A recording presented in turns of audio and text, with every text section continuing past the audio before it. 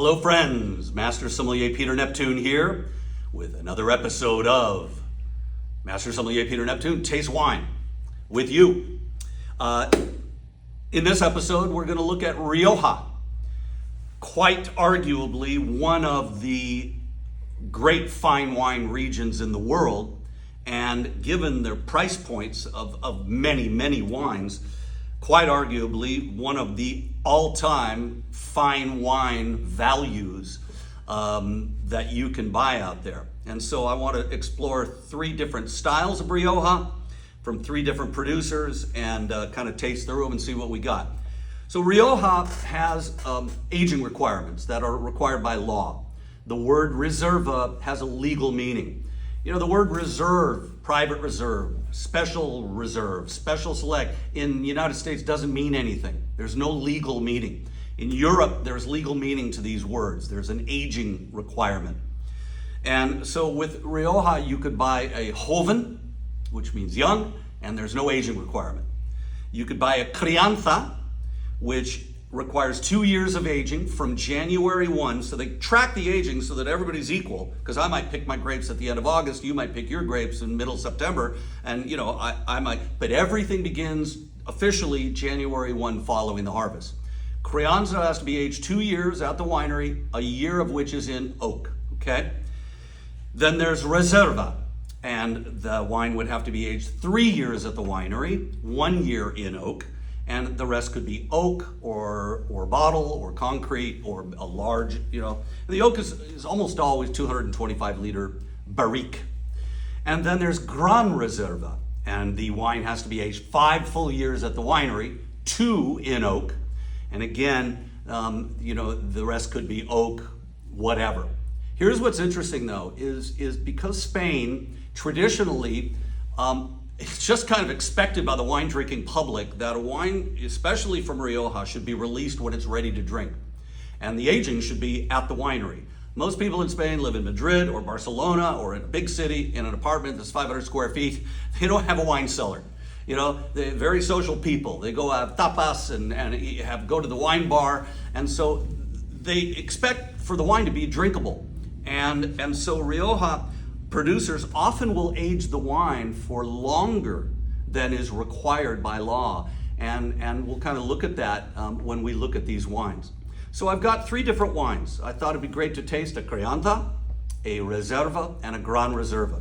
So first up, I've got the 2020 Kun Rioja Crianza. This is 85% Tempranillo, 15% Garnacha and Mazuelo. The key grape varietal of Rioja is the noble Tempranillo, and you'll usually find it makes up the majority of the proportion of a blend.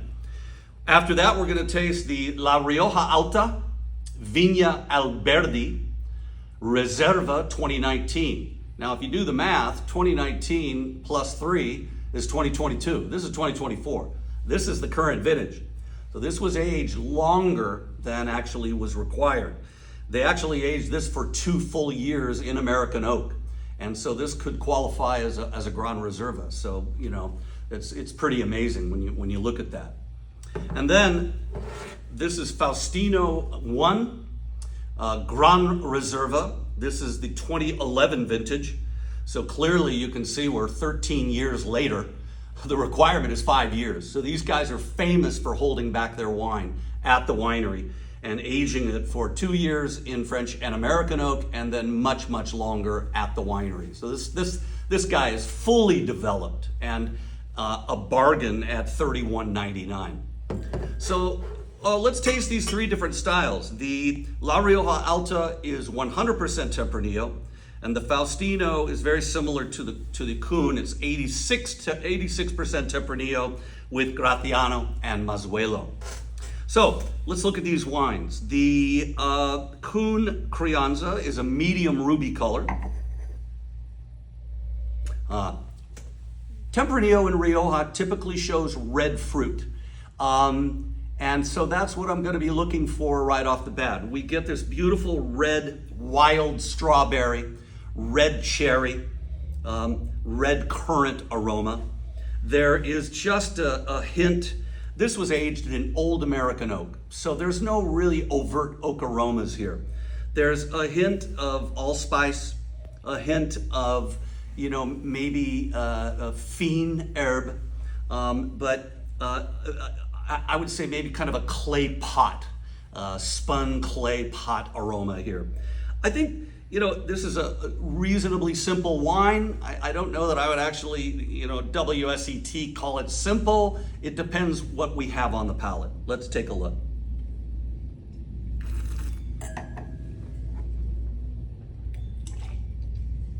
Fresh, fruity, juicy, dry, acidity medium plus, tannin actually medium plus, mouth coating, a little bit grippy. Alcohol seems just barely high, probably 14%.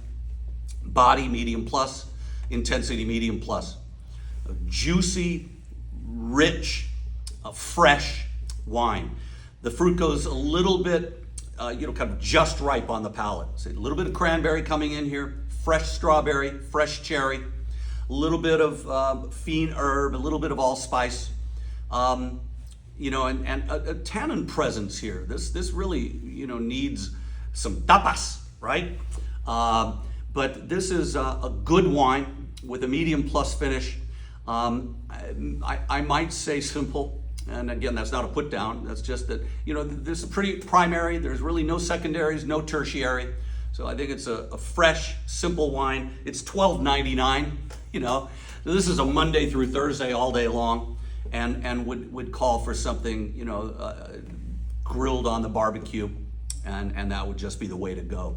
So this is the Kuhn Rioja Crianza. Very, very good. Good bottle of wine. Good. Next up is the La Rioja Alta, Rioja Reserva Viña Alberdi. Oh, wow. Whoa. Big jump up for $7 more. This is $19.99. Whoa. I could spend a day on the aromas here, but we have a developing wine with primary, secondary, and tertiary. Man, strawberry and dried strawberry, cherry and dried cherry, a little bit of blueberry. There's violets. There's, wow, what is that?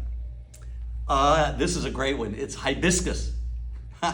There's a hibiscus liqueur that I can't remember the name of it, but it's really cool. It's really cool, just in some tonic water. I don't remember the name of it, but hibiscus and even a little bit of pomegranate. So maybe you could make a Shirley Temple using hibiscus liqueur, pomegranate, and tonic water. We'll call it a hibiscus temple. We've got vanilla and coconut. So here's American oak often gives an aroma of coconut and dill along with vanilla.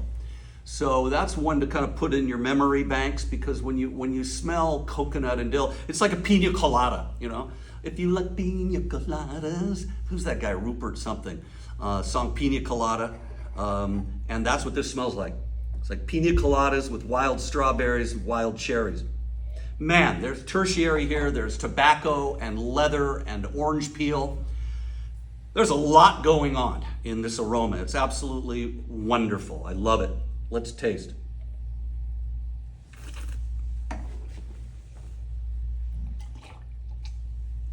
Dry, acidity medium plus, tannin medium plus. Alcohol seems at 14, probably right at 14, yes. Body medium plus, intensity pronounced. There's a brightness here. I love the way the acidity and the tannin interact. There's a freshness of fruit, and yet there's also dried fruit. So there's this interesting teeter-totter, a push-pull. So we've got that fresh, what did I say, intensity? Yeah. So we got that fresh strawberry, dried strawberry, fresh cherry, dried cherry. There's the pomegranate. There's this violet character. There's a peony, floral.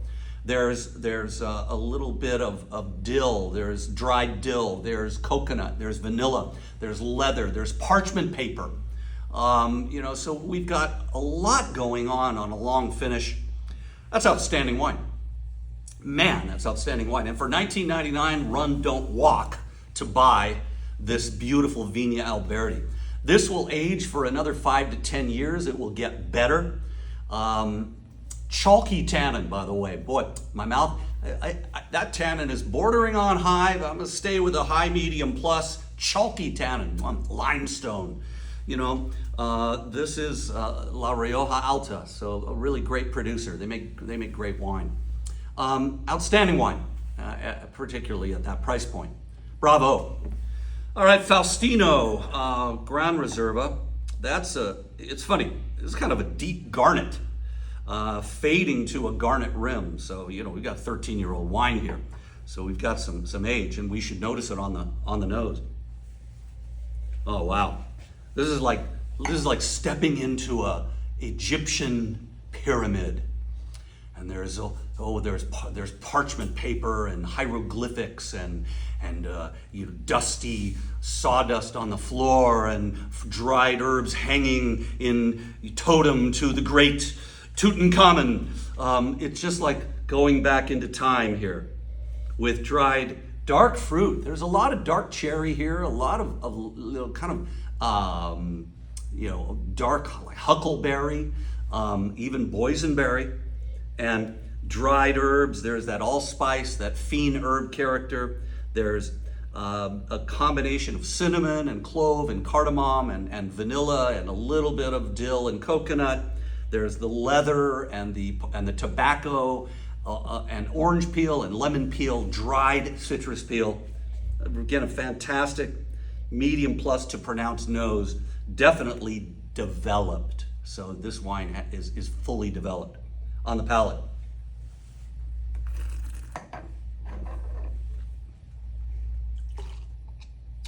Dry, acidity medium plus.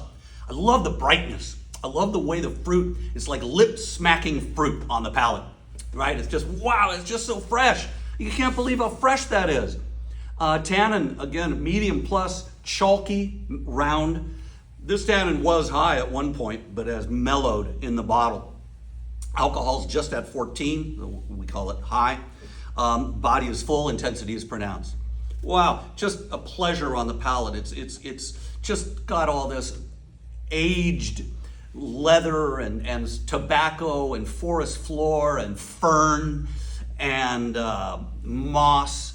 And shout out to the late Martin Mull, rest in peace. Fernwood Tonight, love that show. It's got dried blueberry, dried blackberry, a little bit of tar, a little bit of smoke. Man, there's just a lot going on here. Allspice, fiend herb. It's just got it all. It's absolutely outstanding. Beautifully rich and harmonious, and just a lovely. And guys, that wine will age for easily another 10 to 15 years and improve. That's $31.99 and worth every penny. So we tasted the 2020 Kun Rioja, which Crianza, which I said was a solid good, and at $12.99, a solid good. This is the La Rioja Alta 2019 Rioja Reserva Viña Alberdi, and this was outstandanding. And at $19.99, run, don't walk to buy this wine. And this is the Faustino. I always wonder, is it Faustino 1 or Faustino I? I think it's a Roman numeral 1. I don't know. Somebody from Faustino, give me a call and let me know how I pronounce this correctly. This is the Rioja Gran Reserva 2011 at $31.99. I purchased them all at High Time Wine Cellars in Costa Mesa. Great wine shop and friends of Neptune School of Wine. So there's a look at Rioja. I hope you enjoyed it. We tasted a Crianza, a Reserva, and a Gran Reserva, and they all showed as I would expect them to. Expect these wines in a blind tasting.